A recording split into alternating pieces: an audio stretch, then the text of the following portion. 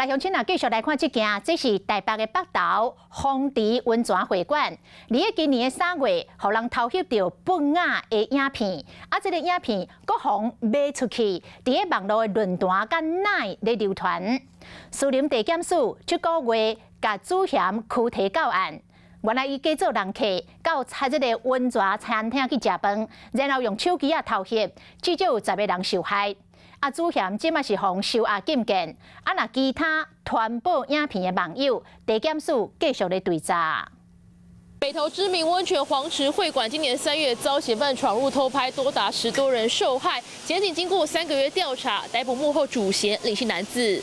人来来去去的观光区，竟然有嫌犯趁乱入去温泉摕手机偷翕。检方唔敢凊彩，指挥刑事局第9大队介入调查，发现临时嫌犯假造餐厅的消费者，偷偷翕其他旅客的私密影片，搁透过网络论坛创意私房建立口座，为2023年7月开始传超过17个不雅的影片，其他的网友竟然搁家己下载摕去卖。主嫌最后洪裁定收押禁见，若其他网友的刑责事件会继续追查。不是昨天还讲他没有承认吗？基本上我们也是受害者啊，但是我的客人都还蛮能够体谅的。那检察官或是法官他们那边有决定，那个才在说下一步吧。